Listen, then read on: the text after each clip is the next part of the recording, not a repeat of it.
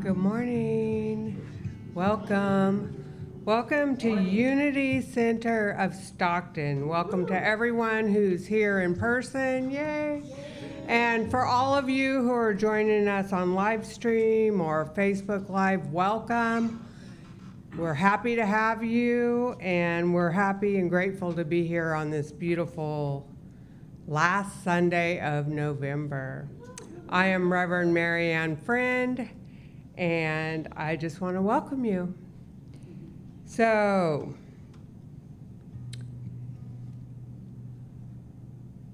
we have today a very special guest, Reverend Mitch Austin. So let's welcome Mitch. Yay! I'm so excited to hear Mitch's message, Reverend Mitch's message. That's a tongue twister. And then we also have our wonderful musician, Michael Lawson.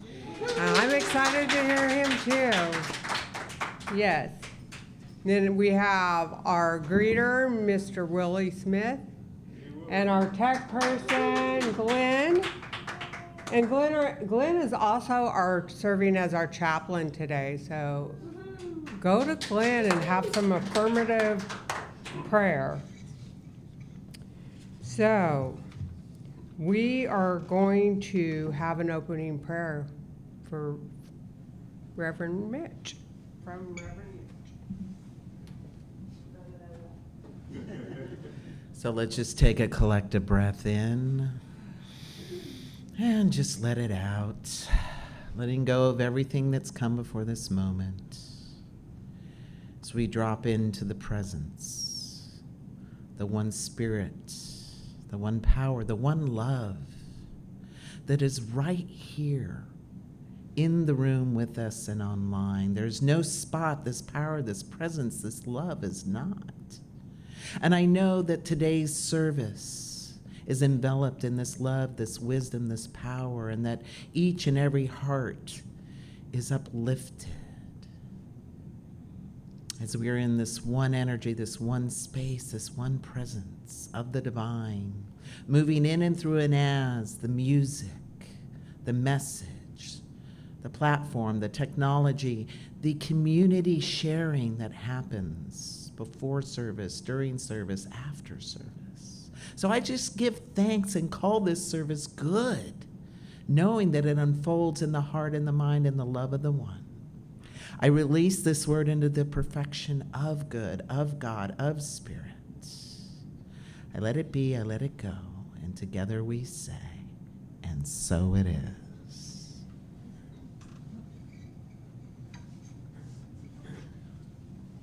I think this is when we do joy songs. Yep. It's you.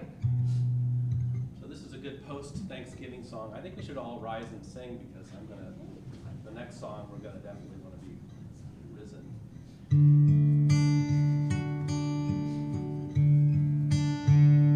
I am so blessed. I am so blessed.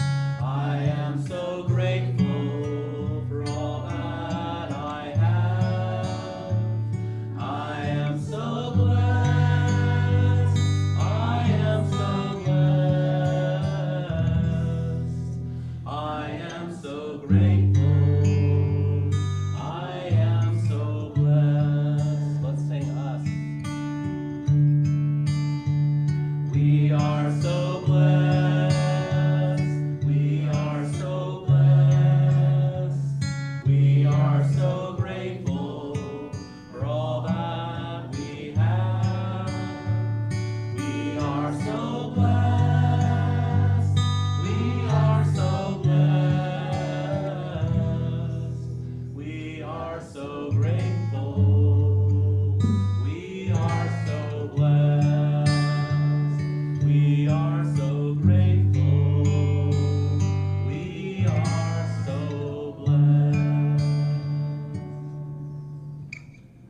Okay, now as we find out if you all know your prayer. Well, I guess you know the prayer for protection song because the words are up there. And just a bit of trivia, that poem is on the moon.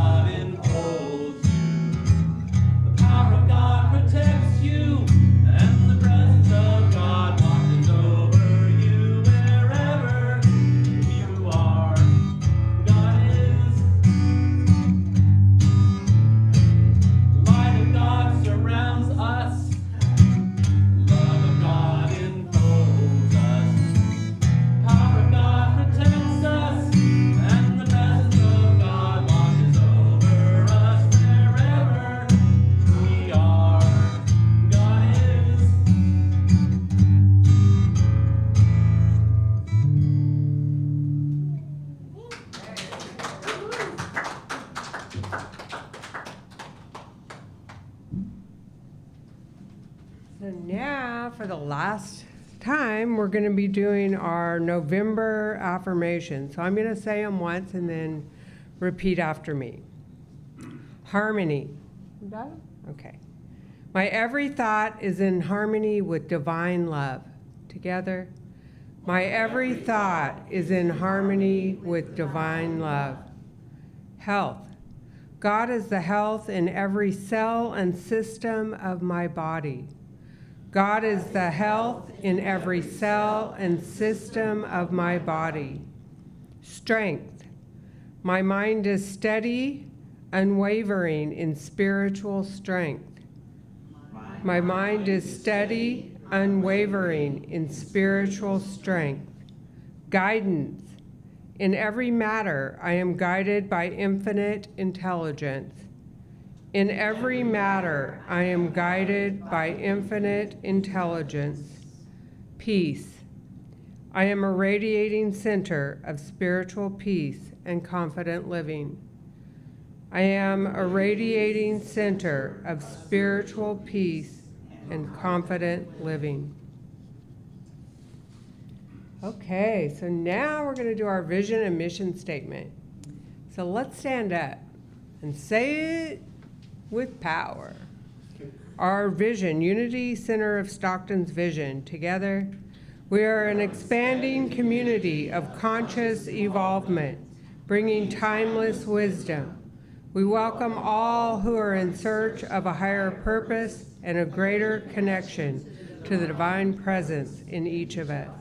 And our mission statement, Unity Center of Stockton's mission is to raise awareness and understanding of unity principles and universal truths, which inspires a higher expression of living. And now it's time to greet each other with a hug or handshake.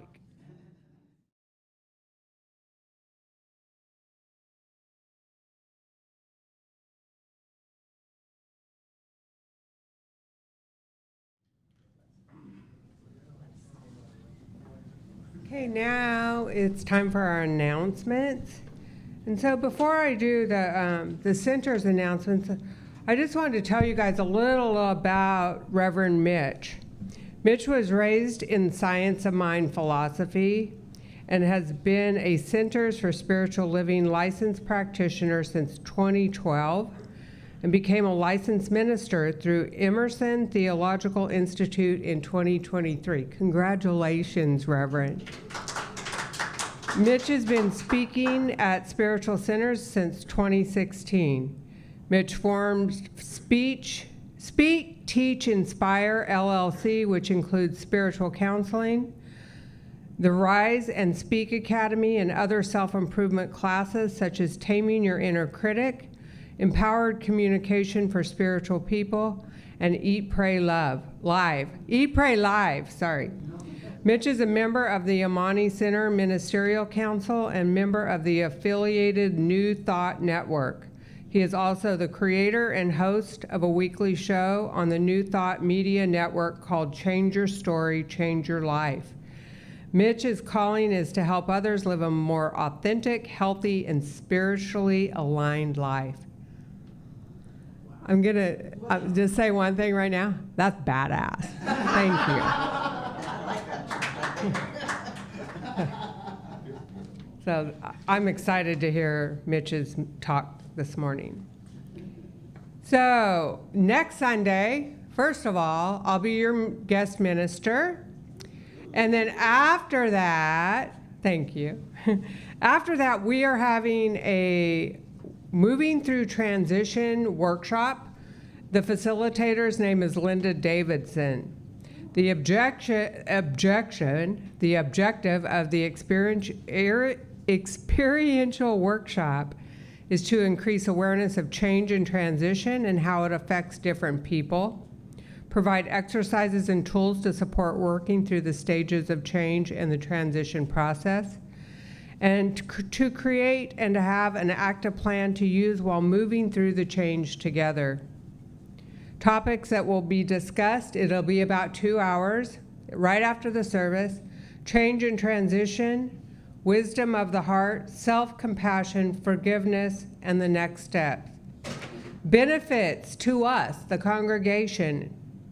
To understand that there are others with similar challenges and how you might support each other. Have a shared experience as a community to reinforce moving through transition together. Spend time together and get to know more about what is important to others, and to create an energetic field of healing that moves the community towards their new beginning. It's going to be exciting, so please join us. So we do have also on December 17th, after the service, I believe, a holiday celebration potluck. So the 17th, bring a salad, share a salad, or whatever you want. It doesn't have to be a salad. It does. They instructed me to say salad.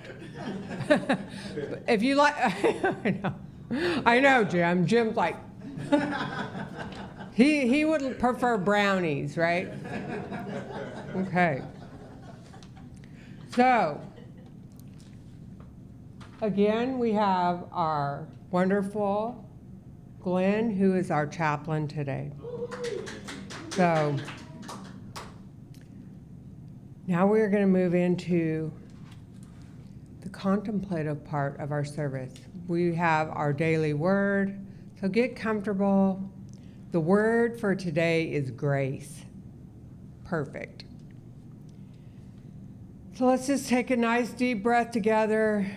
Let your chair support you, and let these words be a balm to your heart. Grace. I trust grace is my constant blessing. As an expression of God, I need not ever worry about earning God's approval or favor. God is my assurance that I am one with God and heir to all God is. I know oneness during times of deep spiritual communion, understanding I am fully human and fully divine. Through this awareness, my experience of grace deepens. I understand grace as more than a gift from God, and begin to see it as an aspect of my divine inheritance. Grace is not a blessing I need hope for. It is a blessing I can count upon.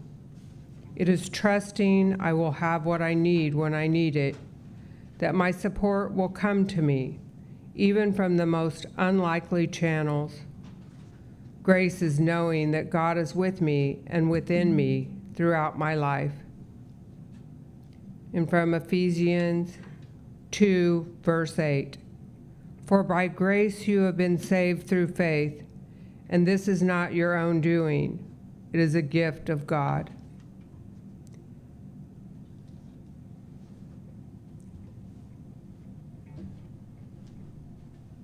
Premeditation.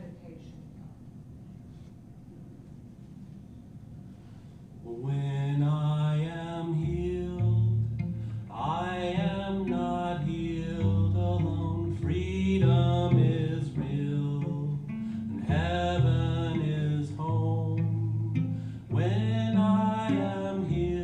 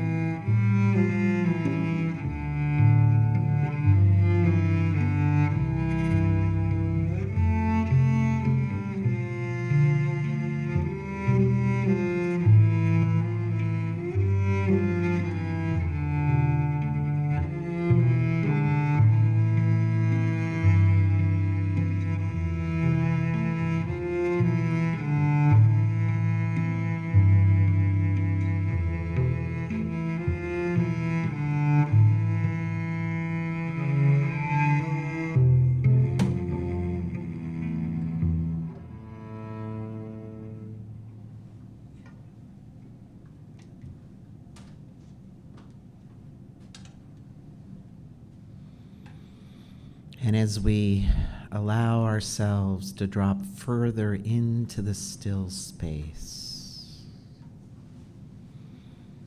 the collective breath in and exhale fully, relaxing, dropping down, letting go of anything that's come before this moment. Allowing our minds, our body, our essence to be here and now, in the eternal now, where the gift of the divine is always here, with us, in us, as us, through us, and all around us. Just letting your shoulders drop, feeling the cool of the air in and the warmth on the way out. That connection to spirit, our breath,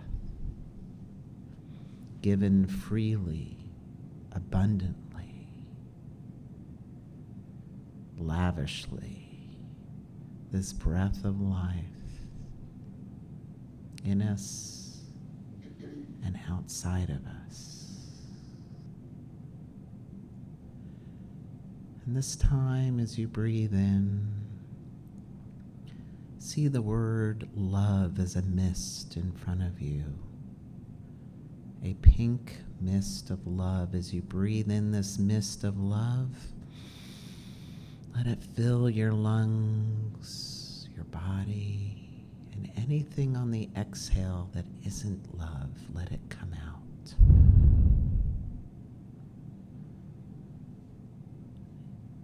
And again, let us breathe in love and breathe out fear,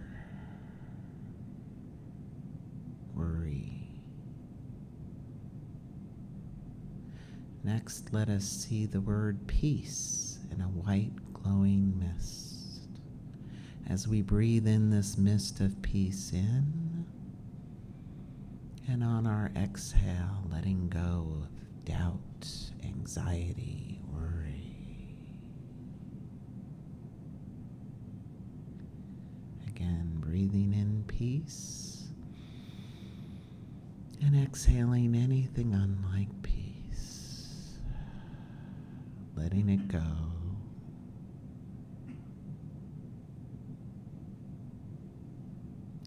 And now see the word prosperity in a light purple mist. Breathing in prosperity and breathing out lack.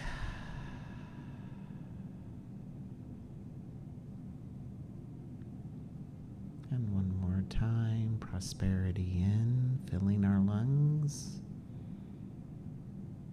And exhaling anything unlike prosperity.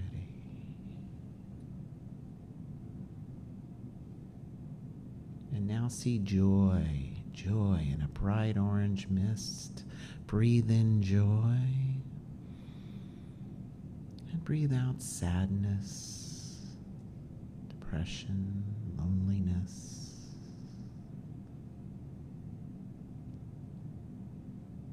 Again, breathe in joy. And exhale anything unlike joy.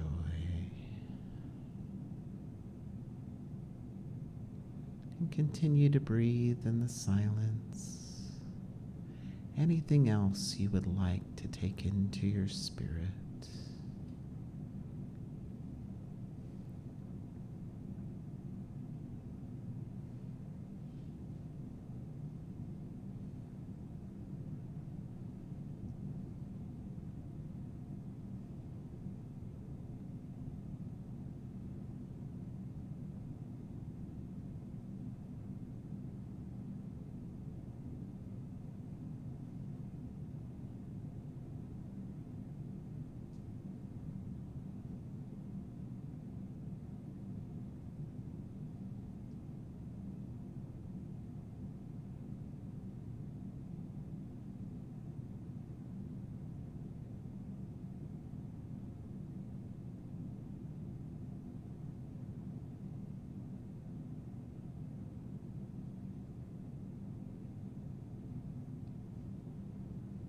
If your mind starts to wander, just go back to the breath,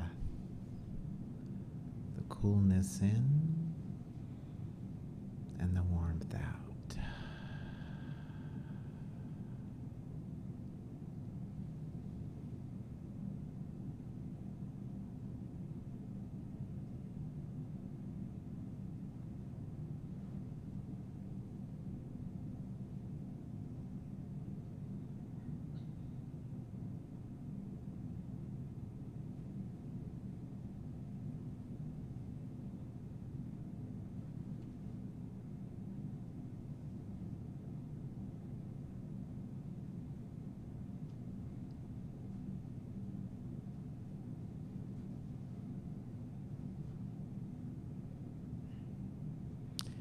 And now as we come back into the room, wiggling our fingers and toes, coming back fully now into the room,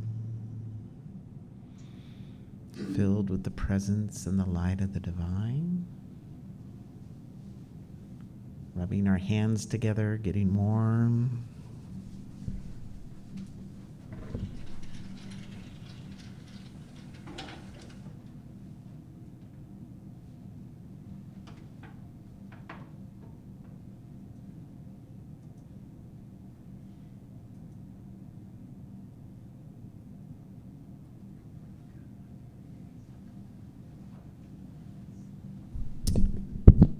Well, good morning. Good morning. We can all wake up now. Today's the best day. Isn't it great? There's so many places we could be that aren't so great, and we're here. We're here with community. We're here with friends. We're here online, connecting. And I'm just so grateful to be with you this morning. And I want to thank Chaplain Monica for bringing me. I think she's your board president. Let's give her a hand. She's been just lovely reaching out to me, preparing the way. And let's give a hand to Michael, too. Amazing music. Love it. Raising the energy. Our platform support. Reverend Marianne. Beautiful. Thank you for that wonderful introduction. I'm so excited. This is like my favorite talk. I'm just so excited right now. So Unity Center of Stockton. I love speaking at Unities. I speak at a lot of different metaphysical centers, but you know why I like talking to you guys? Because you get the Bible. You understand? I can talk Bible stuff and just go crazy. So that's what we're going to do today. Lots been going on in the world. Has anyone felt like since 2019 that was like our last normal year and then everything else just keeps changing? Feels like the sand underneath our feet just keeps moving. Who's got change exhaustion? Anybody? Yeah, right? Who would like a little more peace, a little more serenity? Yeah, let's get that going today. A little more kingdom of heaven on earth? Yeah, that's what we're going to do today, absolutely. And here's the thing. That kingdom of heaven is just a thought away. Here's what I know. When we remove the anxiety, what's left? Peace, right? When we remove the lack, what's left? Abundance, right? Just a thought away. When we remove the fear, love. And so today we're going to get some tools and talk about how to manage this, right? Because we know this gets in the way. You know, almost every philosophy, every religion has some form of all thought is creative and influential, right? And so we're going to talk about how to move past some of this chatter and some of the things that hook us and take us out of our heaven. Is that okay with you? We're good with that? We can do that? Amen. So the title of today's talk is Get Out of the Way. Heaven is here. And we're going to talk about 3 things that will help us in bringing this experience of heaven. The first is we're going to talk about listening to our divine guidance, that small, still voice. Anybody ever have that little whisper it dropped in and you hear it, but then you ignore it because you're like, what is that? We don't know what it is. So we're going to talk about listening to that more because it's always taking us to our good, even if our logical mind can't make sense of it. So we're going to talk about that. We're also going to talk about embracing our worthiness. You know, so much of the world tells us what we got to do and be to be worthy, but you don't need to do and be anything. You're already it. But we got to embrace our worthiness to accept what's coming in, our good. And then the third thing we're going to talk about is minding our consciousness, which I call a cup. Like, what's in our cup of consciousness? Because that cup has real estate, right? It has volume. You ever get so full in your mind you can't add in one more thing? Anyone? Like, I can't think of one more. We need to mind what's in there because it has volume. And if there's something in there that's keeping you from your experience of good, of heaven on earth, we want to get it out. And we're going to do that today as well. So I love the Bible. I see it as a metaphysical handbook. I'm sure many of you in the room do as well. Has anyone ever heard of Rob Bell? He wrote a book called Everything is Spiritual. And he started out as a Christian pastor.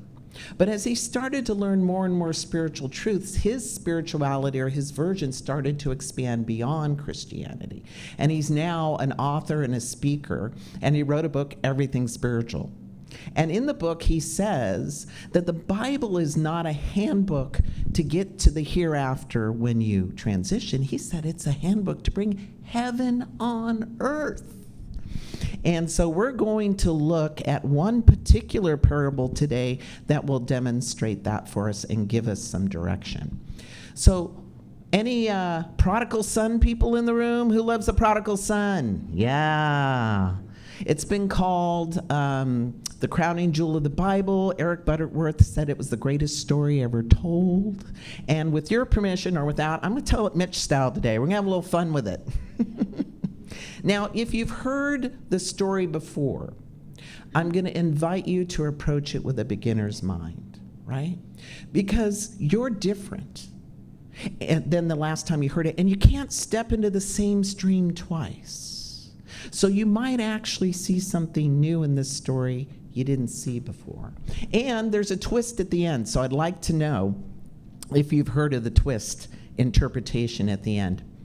And I love that Jesus used parables to teach us, right? Jesus could have just said, look, you're always worthy, just come back to God and you're forgiven and you're good, right? But Jesus didn't do that, right? When the Pharisees approached him and asked him, why are you hanging out with these sinners? He could have just said, you know, these are whole, perfect, and complete people, but he didn't say that. Instead, he got all this attention, right? Everyone's focused, like, what's Jesus going to say now, right? And he took that as a teaching opportunity to tell this story, the prodigal son's story. And I believe that we live in stories, we move in stories, we think in stories. Stories have the power to get past our critical mind, into our bones, into our subconscious. And so that's why I love telling this story. And in the story, we'll have 3 takeaways. We'll have a takeaway of following our divine guidance, that small, still voice, that one we challenge, that one that comes from out of the blue. You ever wonder where the blue is? Oops, it's like a placeholder forgot. Don't worry, I won't throw it at you. Just over here. You know, I was going to work one day, and I heard, take your checkbook. And I thought, why would I take my checkbook? You ever wonder what you're arguing with when you don't listen? And I grabbed my checkbook and I brought it to work, and that day they were selling crab feed tickets. And I wanted crab feed tickets for 2 months. And they were only taking cash or check. And so I had a check and I bought my tickets. They sold out that day. See, Spirit even hears the small meditation of our heart. It wants us to have everything.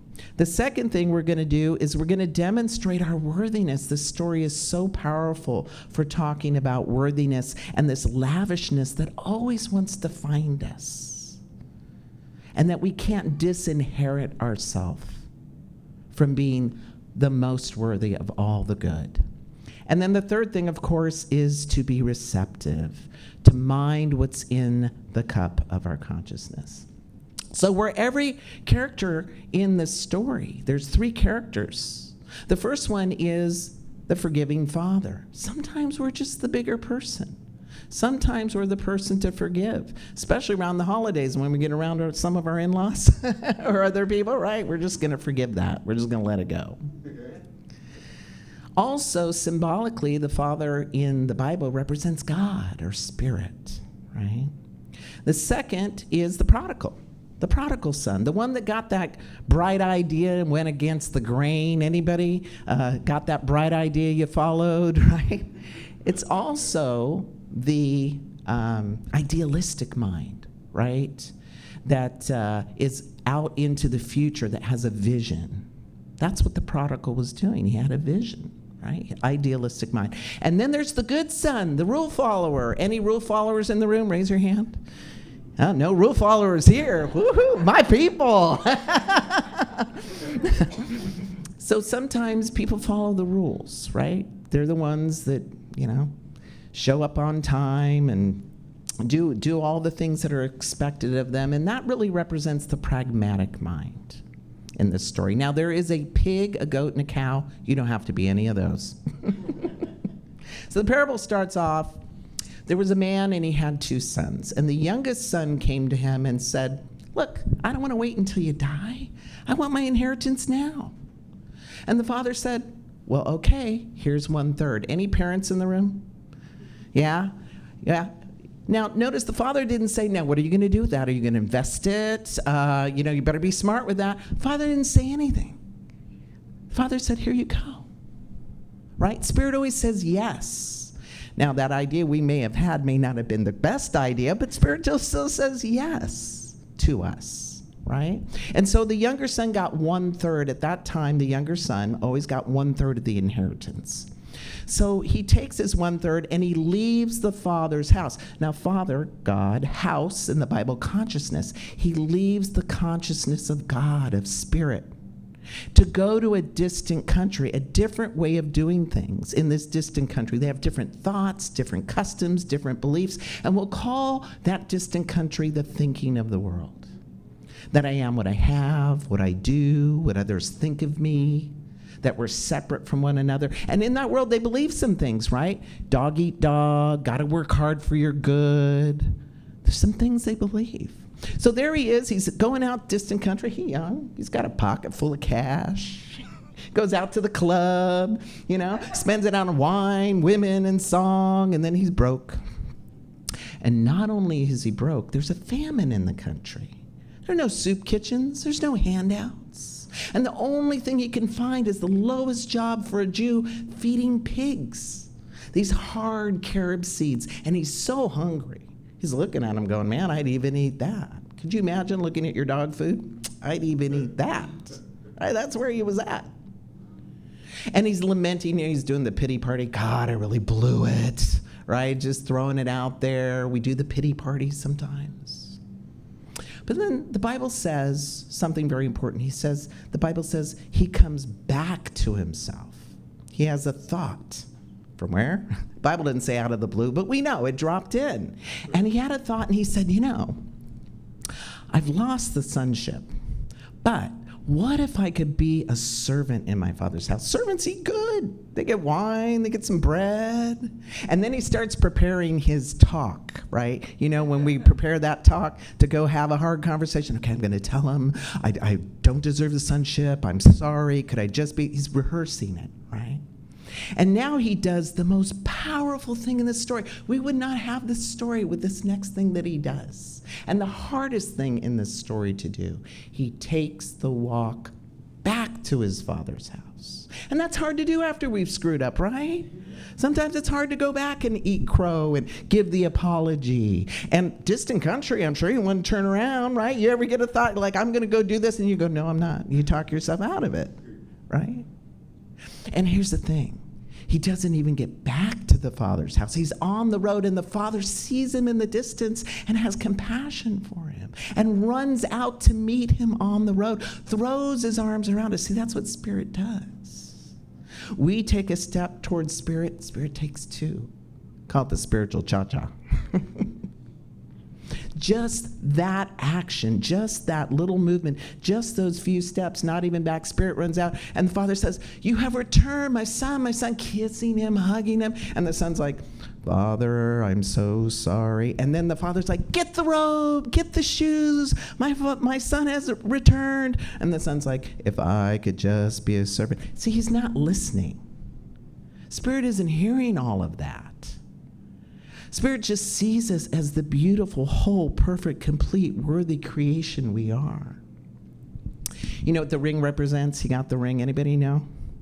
Back then, right, they had an family insignia, and you could go to the market, buy a goat, a coat. It was the unlimited credit card of the family. Just blew 1/3. Is he still worthy? And so the father says, kill the fatted calf, we're going to have a party. So they go up to the house, and the good son's out there slaving away. He hears this commotion. He goes up to the house, and he asks the servant, what's going on? Servant says, oh, it's a glorious day. Your brother, he was lost, now he's found. We're having a celebration. Join us. He goes, no, I'm not going to join you. Right, then the father comes out. Son, today's a glorious day. Your brother was dead, and now he's alive. We're having a celebration. Come join us. He goes, really? Really? I'm not joining you. He took your inheritance and squandered it on prostitutes and drinking. I get up early every day. I do everything you say. And you won't even give me as much as a small goat for me and my friends to enjoy? I'm not celebrating with you. And then the father says, son, I am always with you. And all that I have, remember 2/3, all that I have is yours. So I want to ask you a question. The prodigal went out, blew it, but he came back, open, receptive to any good. But the prodigal, he's got 2/3, he's got everything else, but he can't let a drop of it in his consciousness, right? This righteous judgment. Anybody ever know somebody who's got like everything and they still can't let it in? They're complaining? Yeah. So who's richer? Who squandered more? See, we think this story is about the prodigal, and it is. It absolutely is, right? We've all missed the mark at some point in our life. Still worthy, right? If the business went belly up, still worthy, right? If the relationships didn't work, still worthy of love. And the prodigal came back for any small good, but the good son's got it all. Can't let it in. And sometimes that happens to us as well. So the three things that I want to unpack in this story is the first thing, the prodigal followed that thing that dropped in.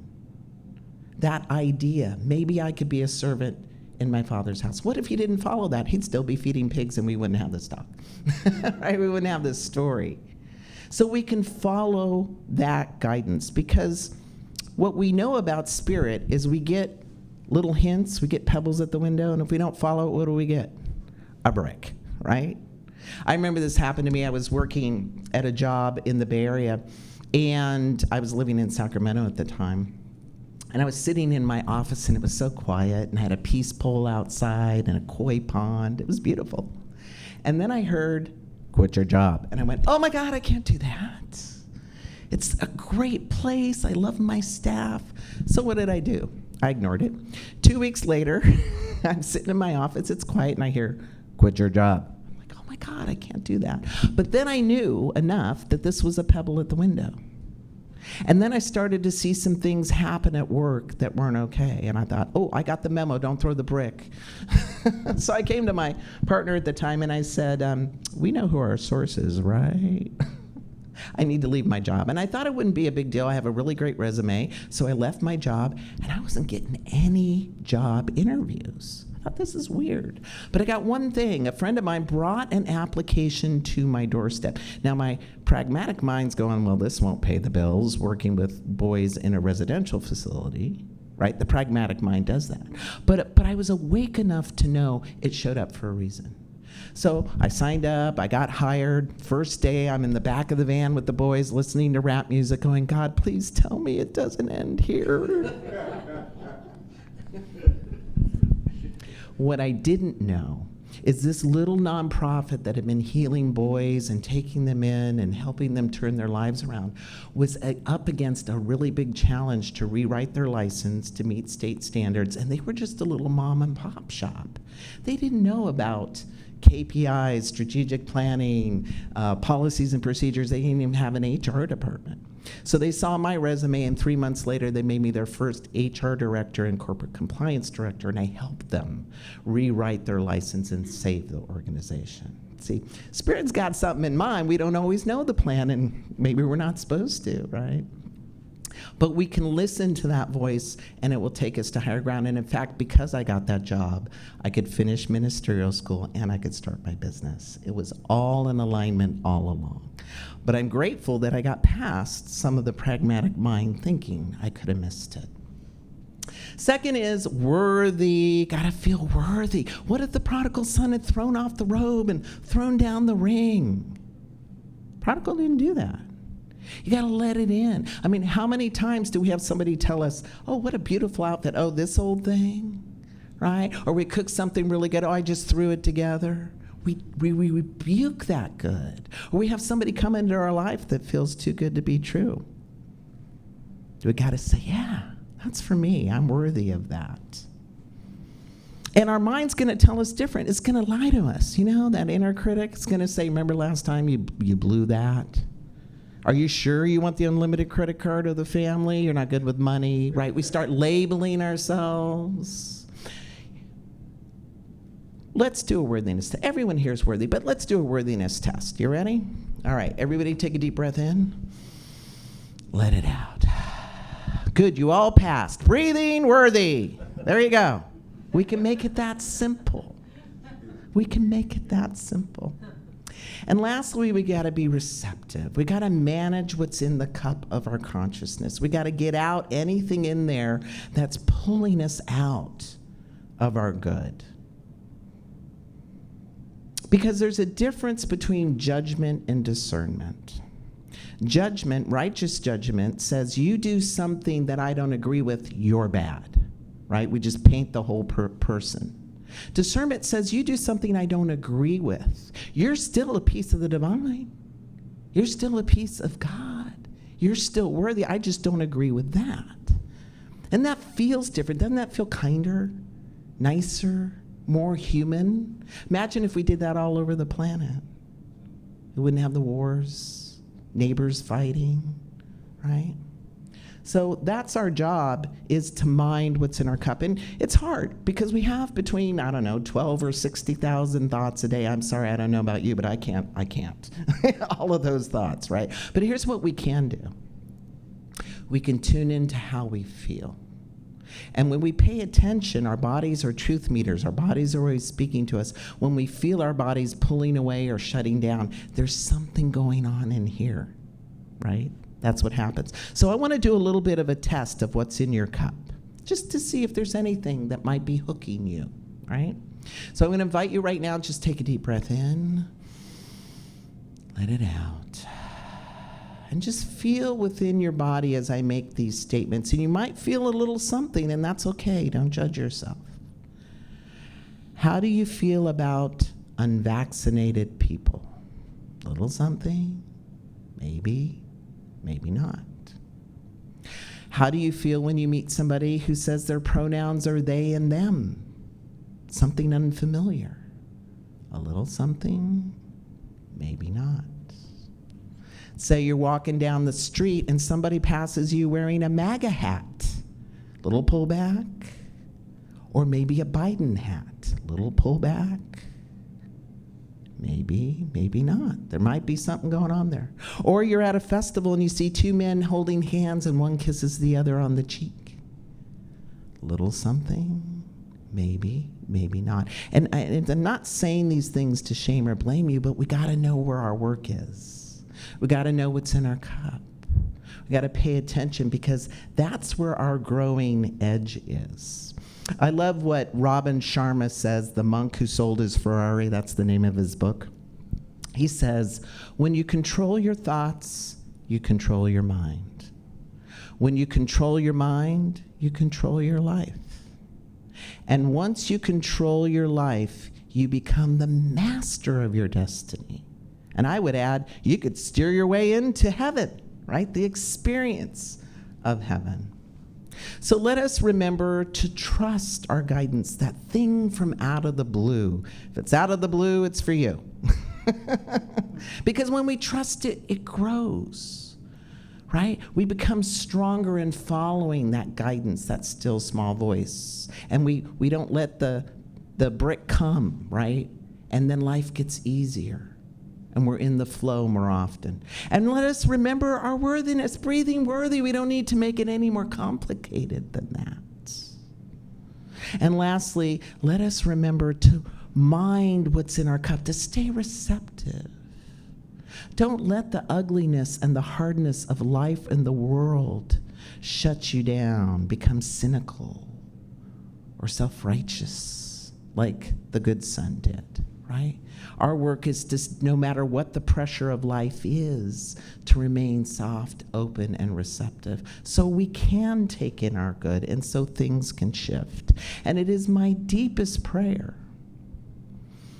that no matter what unfolds in your life, that you remember that Spirit is always with you and all that it has is yours. Blessed be. Thank you.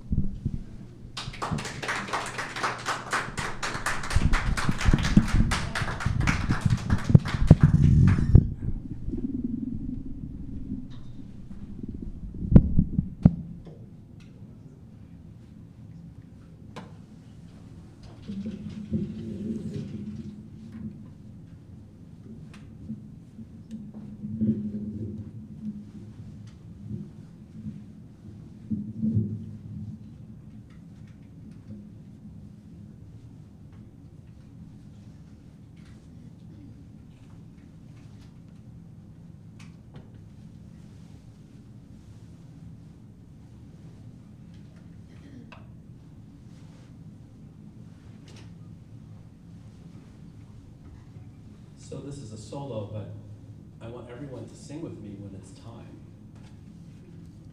I think we should all sing more. And at the other church I'm going to, we're singing for all the parts in the service, not just the music in the beginning. So, but there's no words, but you'll get it because it'll be easy.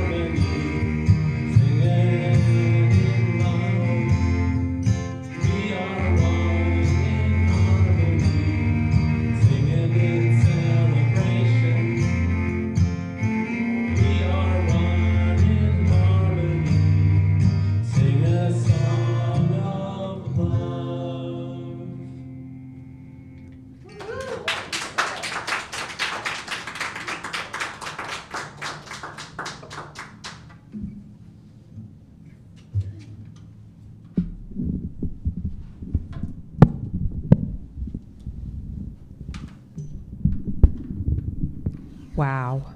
Thank you, Reverend. That was amazing. And Michael, beautiful talent, beautiful heart opening message and music. So now is the time in our service where we're going to take our offerings into our hands, and we are going to say our unity blessing. Okay. Ready? I'll give it a minute.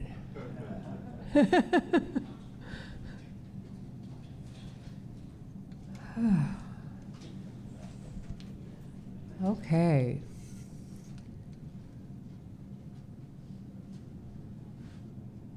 Together, divine love through me blesses and multiplies all that I am, all that I have, all that I give, and all that I receive. Thank you, God.